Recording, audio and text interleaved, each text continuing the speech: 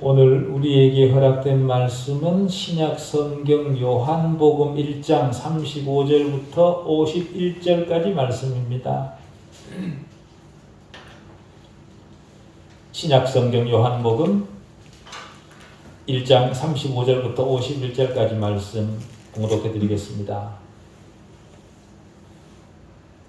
또 이튿날 요한이 자기 제자 중 두 사람과 함께 섰다가 예수께서 거니심을 보고 말하되 보라 하나님의 어린 양이로다.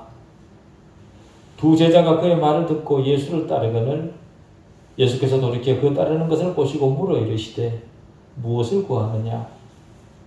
이르되 랍비여 어디 계시오니까 하니 랍비는 번역하면 선생이라. 예수께서 이르시되 와서 보라. 그러므로 그들이 가서 계신 데를 보고 그날 함께 거하니 때가 10시쯤 되었더라. 요한의 말을 듣고 예수를 따르는 두 사람 중에 하나는 시몬 베드로의 형제 안드레라. 그가 먼저 자기의 형제 시몬을 찾아 말하되 우리가 메시아를 만났다 하고 메시아는 번역하면 그리스도라. 데리고 예수께로 오니 예수께서 보시고 이르시되 네가 요한의 아들 시몬이니 장차 게바라 하리라 하시니라. 게바는 번역하면 베드로라. 이튿날 예수께서 갈릴리로 나아가시려 하시다가 빌립을 만나 이르시되 나를 따르라 하시니 빌립은 안드레와 베드로와 한 동네 베스다 사람이라. 빌립이 나다나엘을 찾아 이르되 모세가 율법에 기록하였고 여러 선지자가 기록한 그 일을 우리가 만났으니 요셉의 아들 나사렛 예수니라. 나다나엘이 이르되 나사렛에서 무슨 선한 것이 날 수 있느냐? 빌립이 이르되 와서 보라 하니라. 예수께서 나다나엘이 자기에게 오는 것을 보시고 그를 가리켜 이르시되 보라 이는 참으로 이스라엘 사람이라 그 속에 간사한 것이 없도다. 나다나엘이 이르되 어떻게 나를 아시나이까? 예수께서 대답하여 이르시되 빌립이 너를 부르기 전에 네가 무화과나무 아래 있을 때 보았노라. 나다나엘이 대답하되 랍비여 당신은 하나님의 아들이시오 당신은 이스라엘의 임금이로소이다. 예수께서 대답하여 이르시되 내가 너를 무화과나무 아래서 보았다 함으로 믿느냐? 이보다 더 큰 일을 보리라. 또 이르시되 진실로 진실로 너희에게 이르노니 하늘이 열리고 하나님의 사자들이 인자 위에 오르락 내리락 하는 것을 보리라 하시니라. 아멘. 하나님 아버지,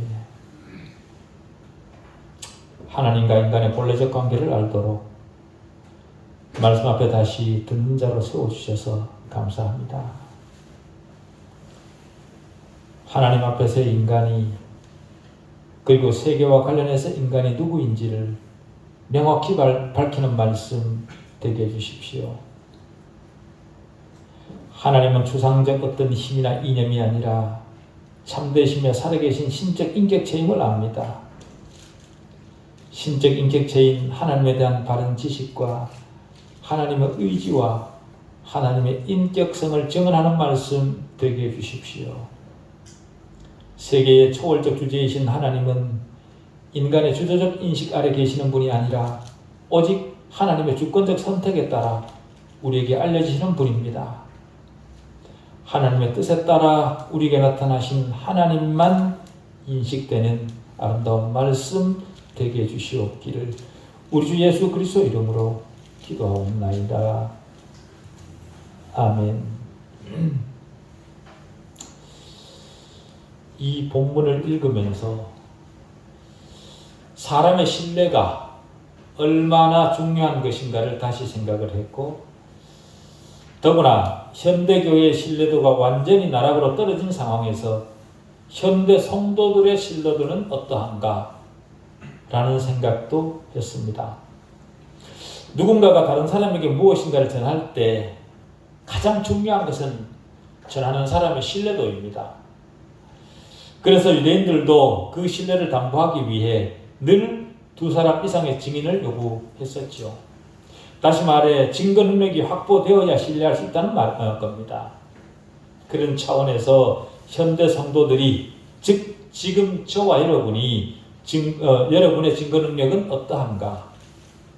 예수 그리스도에 대한 우리의 증거가 세상으로부터 신뢰받을 만한가? 라는 겁니다. 사람의 수가 많다고 증거 능력이 확보되는 것은 아닙니다.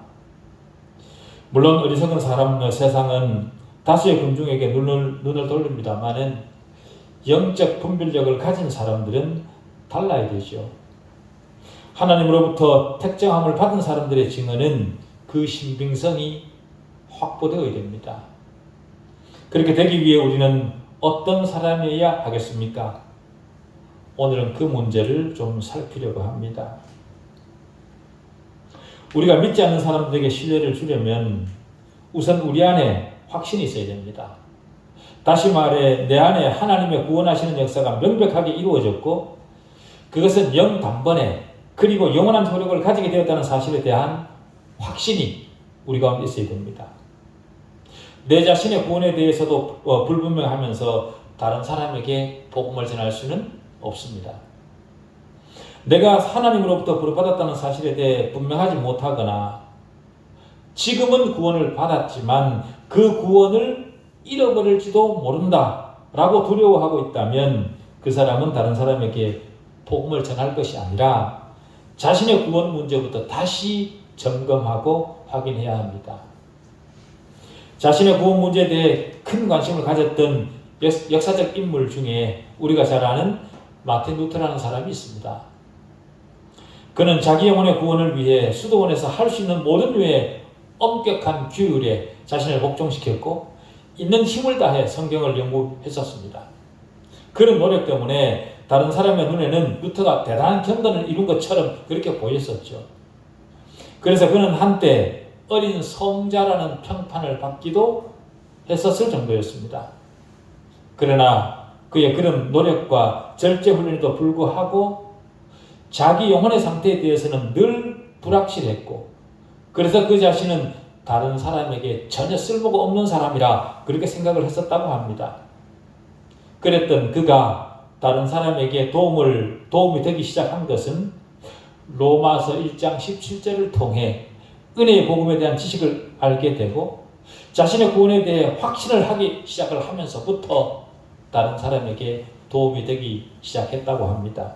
그때부터 로마 가톨릭의 부당함에 대해 반기를 들고 종교개혁의 시발이 될 수 있었던 겁니다. 지금도 마찬가지입니다. 우리가 하나님과 우리 자신의 관계에 대해 확실한 지식을 가지고 있지 못하다면 그리스도와 복음을 전하는 일에 아무런 능력이 없을 겁니다. 그런데요, 제가 드리는 말씀을 오해하지는 마십시오.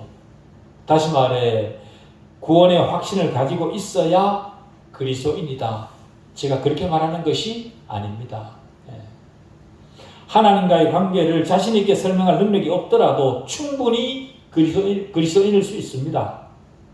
제가 드리는 말씀의 요지는 자신의 구원에 대해 확신이 없으면 그리스도와 복음을 전하는 일에 제한적일 수밖에 없다라는 거죠. 복음을 잘 전하지 못하지만 그도 충분히 그리스도인입니다. 그러면서도 복음을 잘 전하지 못할 수도 있는 거죠. 여러분에게 질문을 한번 드리겠습니다. 우리는 얼마 전에 예수 그리스도는 빛이라는 말씀을 읽었습니다. 그죠? 그렇다면 예수 그리스도가 여러분에게도 빛입니까? 예수 그리스도가 내 자신에게도 빛인가? 라고 여러분 자신에게 한번 질문을 해보십시오. 우리는 앞에서 예수 그리스도가 세상 죄를 지고 가는 하나님의 어린 양이라는 말씀을 읽었습니다. 그렇다면 그리스도가 여러분의 죄를 짊어지고 가셨다는 사실에 대해서도 확신하십니까? 여러분 자신에게 질문해 보십시오. 예수 그리스도가 내 죄를 지고 가신 하나님의 어린 양이라는 사실에 대해 내가 확실하냐? 확실히 믿고 있냐? 라는 질문을 여러분 자신에게 한번 해보십시오. 예수 그리스도가 여러분에게 진정 구세주입니까? 예수 그리스도가 정말로 나에게 구세주인가? 이런 질문을 여러분들에게 해보십시오. 그리고 그 사실에 대한 확신이 여러분들 가운데 있는가 점검해 보십시오.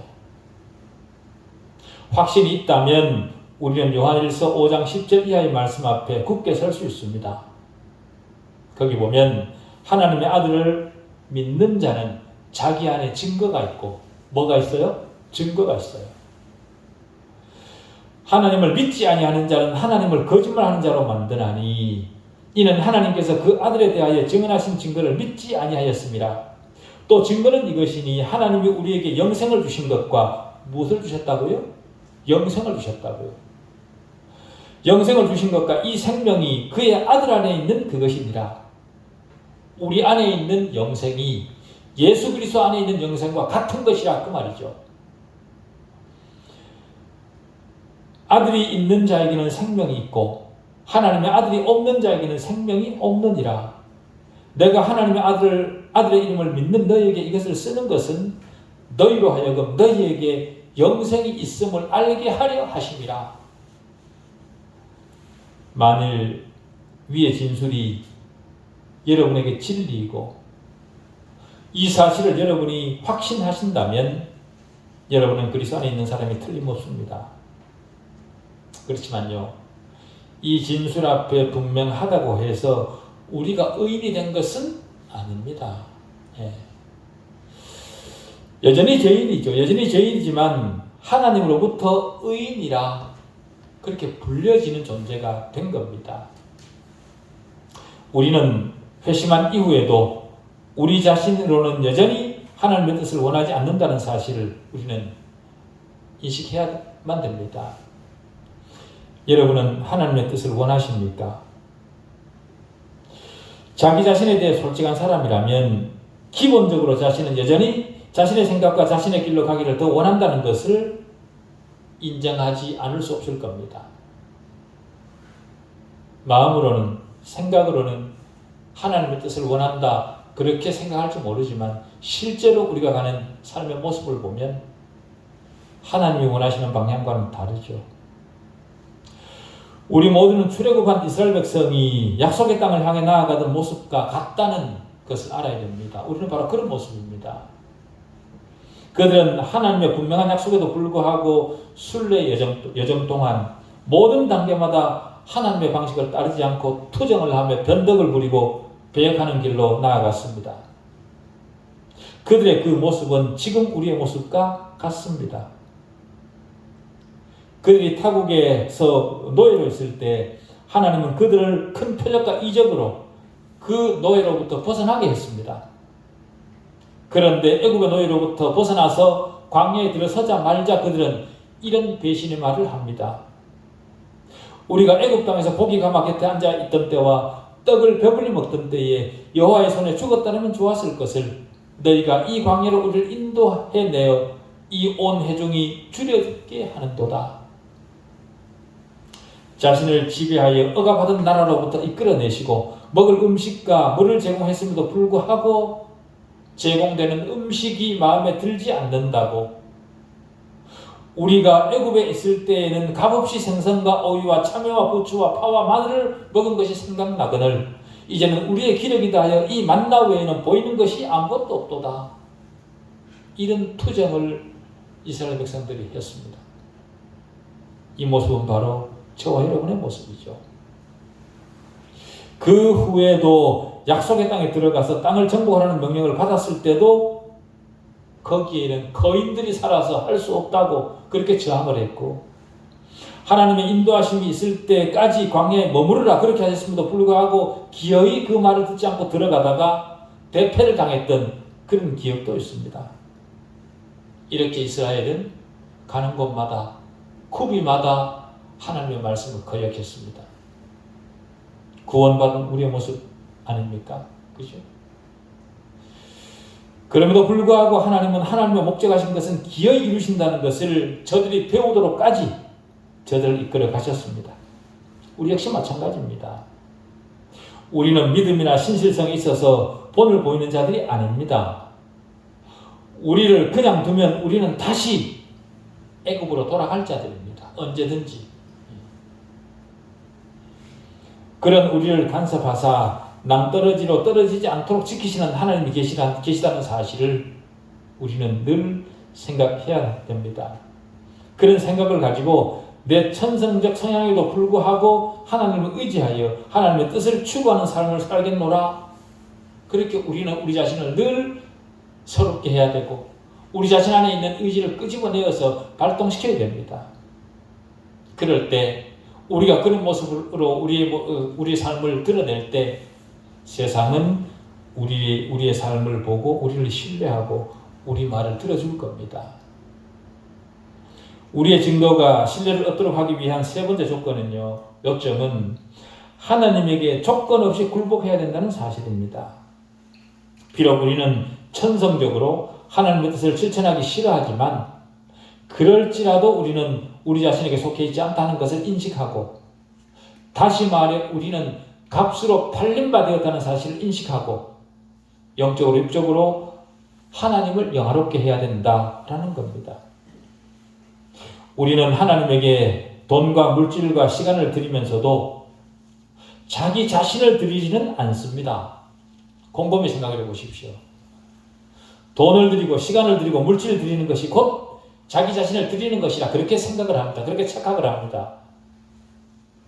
물질을 드리고 시간을 드리면 하나님의 호의를 얻어낼 것이라고 그렇게 생각을 합니다만은 하나님은 그런 것보다 우리에게 순종을 원하십니다.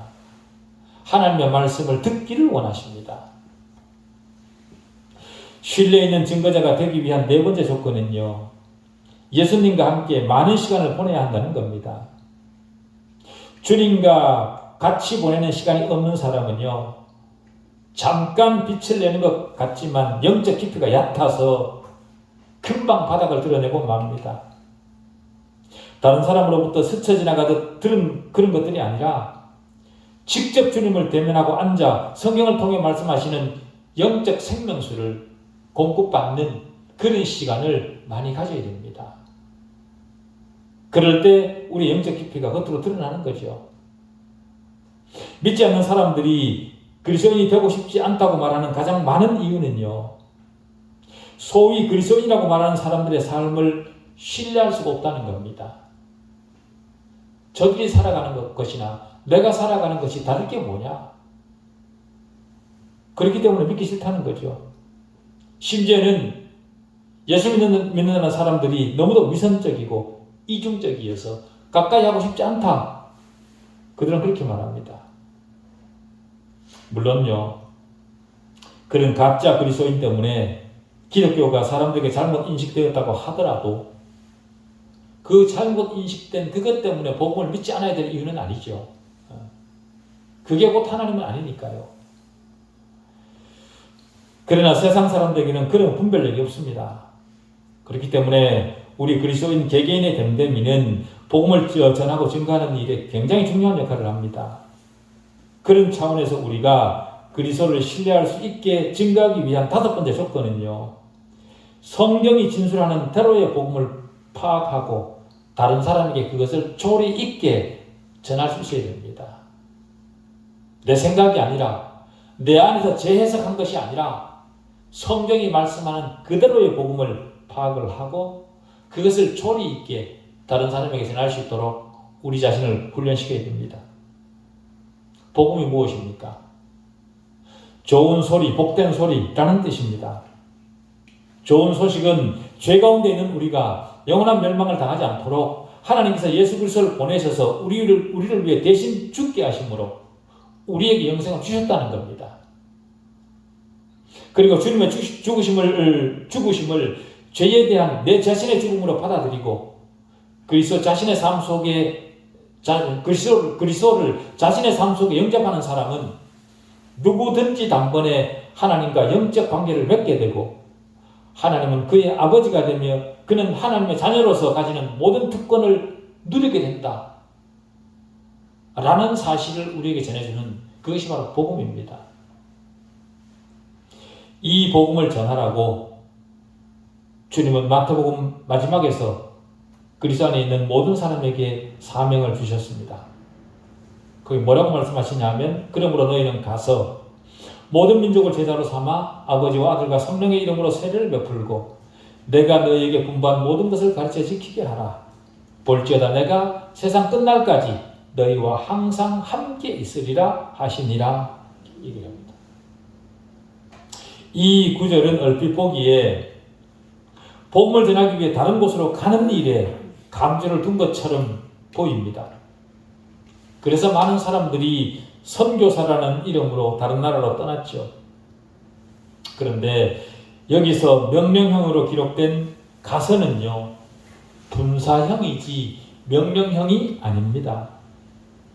다시 말해 어디로 가라는 것이 아니라 그리스도 안에 있는 네가 어디에 있든 그곳에서 복음을 가르치고 전하라, 그 말인 겁니다. 가르치기 위해서 우리는 성경과 교리적 내용을 우리가 먼저 알아야 됩니다. 그런 지식이 없으면서도, 그런 지식이 빈약하면서도 아무런 각성 없이 늘 어린아이처럼 웃고 떠드는 일에만 집중을 해서는 안 됩니다.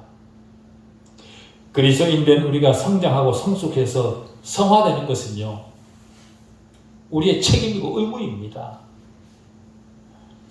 효과적인 증거를 위한 6번째 조건은 열매를 맺으면 먼저 씨를 뿌려야 된다라는 거죠. 씨가 우민하고 자라려면 우선 씨가 살아있어야 하듯이 그리스도인으로 성장하려면 먼저 그리스도 안에서 살아있어야 됩니다. 살아있다고 하더라도 땅에 심겨지지 않으면 싹이 나질 않죠. 뿌려져야 됩니다.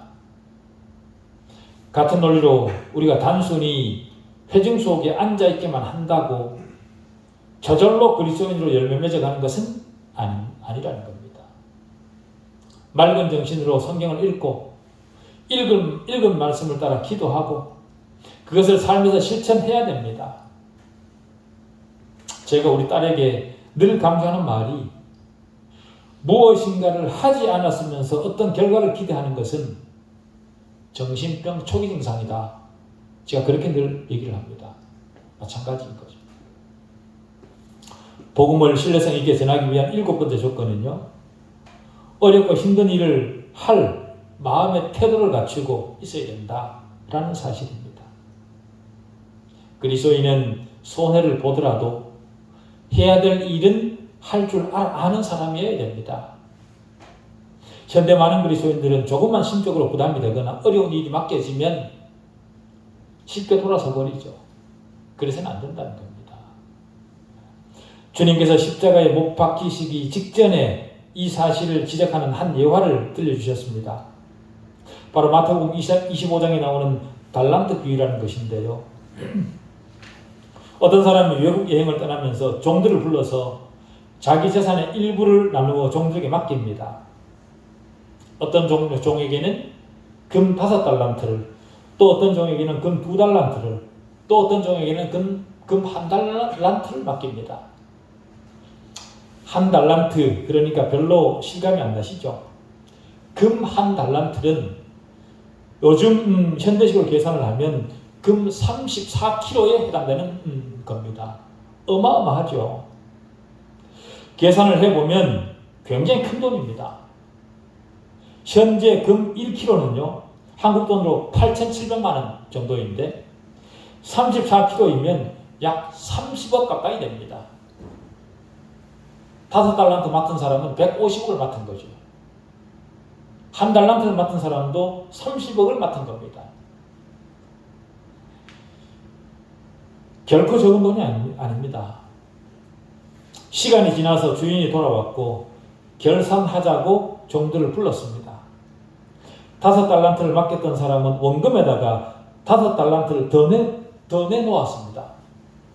2달란트 맡겼던 종 역시 2달란트를 더 남겼습니다. 그들에게 주인은 뭐라고 칭찬을 하냐면, 잘하였도다 착하고 충성된 종아, 네 주인의 즐거움에 참여할지어다, 이런 칭찬을 합니다.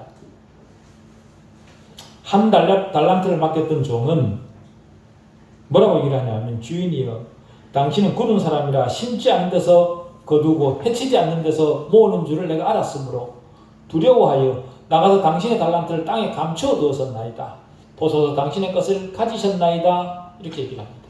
그러면서 1달란트를 내어놓죠. 그러자 주인이 뭐라고 얘기를 하냐 하면, 악하고 게으른 종아. 그렇게 얘기합니다.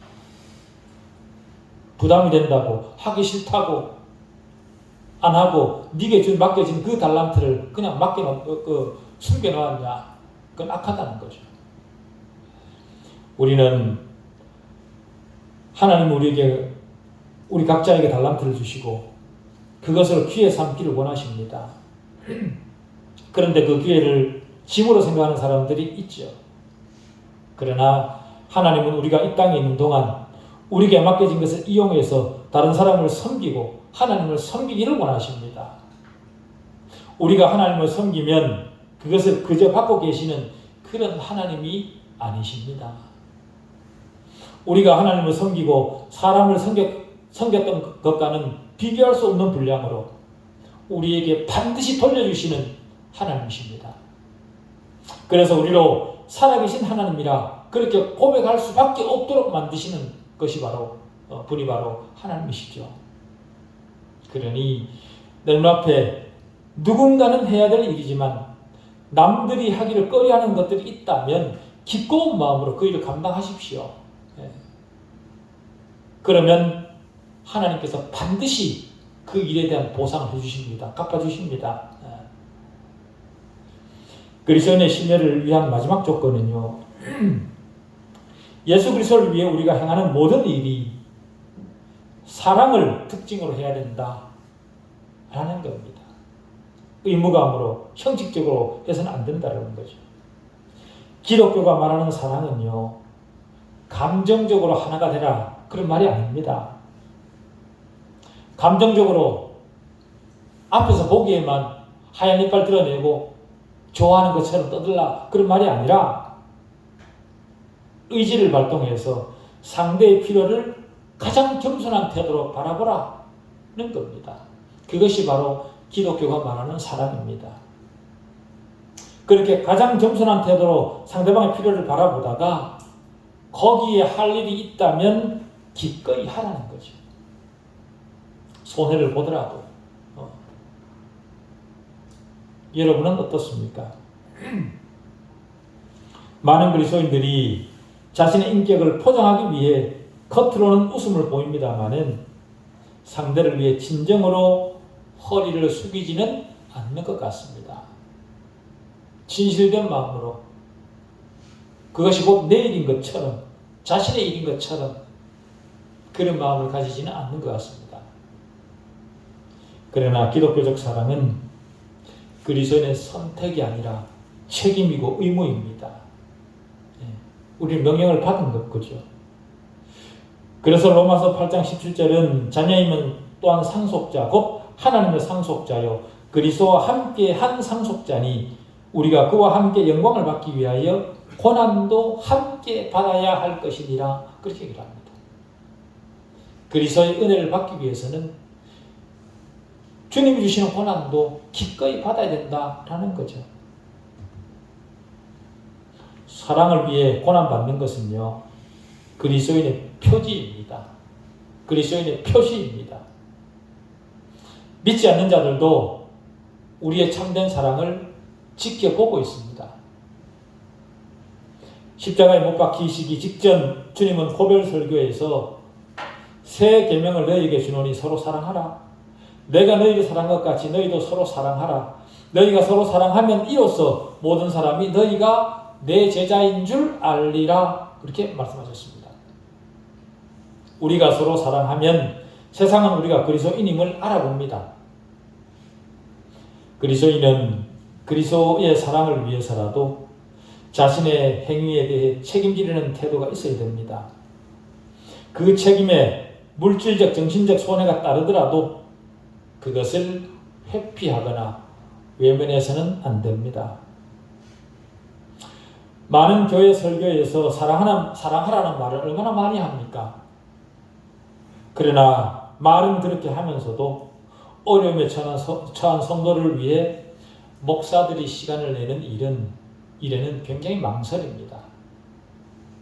심지어는 금방 사랑하겠다 그렇게 설교를 해놓고 당회장실 문을 디지털 도어락으로 잠궈버립니다. 그러면서 성도들을 위해서 무슨 사랑을 주겠다는 겁니까?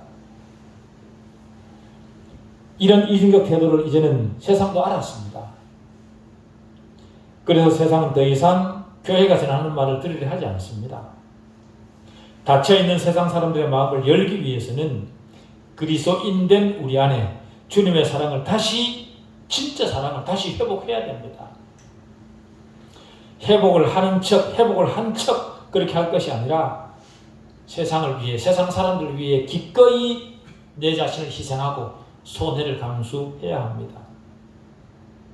세상에는 성경이 증거하는 하나님을 싫어하기보다 자칭 하나님의 백성이라고 말하는 사람들의 이중성과 교회를 나갔다가 받은 상처 때문에 기독교를 멀리하는 사람들이 세상에는 생각보다 많습니다. 하나님이 싫은 게 아니라 하나님을 믿는다고 말하는 사람들이 싫은 거죠. 우리의 잘못된 생각과 태도가 저들이 하나님을 만나지 못하도록 방해를 한 겁니다. 저들의 그런 생각을 우리가 바꾸어 주지 않으면 안 됩니다. 그렇기 때문에 세상 그리스도인들이 어떤 태도를 가지든 여기 앉아 계시는 우리 멤버들만이라도 우리가 속한 세계에서 우리의 다름을 의지적으로 실천할 수 있는 그런 여러분이기를 바랍니다. 그 어떤 시대보다 마음이 허전한 사람들이 많은 시대입니다. 그런 사람들에게 그리스도를 만나도록 하기 위해서는 우리 안에 그리스도의 사랑을 진짜로 먼저 회복시켜야 됩니다. 그리스도의 사랑을 위해 가장 먼저 해야 될 일은요, 우리가 진정으로 하나님과 화목하는 겁니다. 고린도후서 5장 20절은 이렇게 말을 합니다. 우리가 그리스도를 대신하여 사신이 되어 하나님이 우리를 통하여 너희를 권면하시는 것 같이 그리스도를 대신하여 간청하노니 너희는 하나님과 화목하라. 그렇게 말합니다. 그럴 수 있는 남은 신앙 되시기를 바랍니다. 기도하시겠습니다. 하나님 아버지,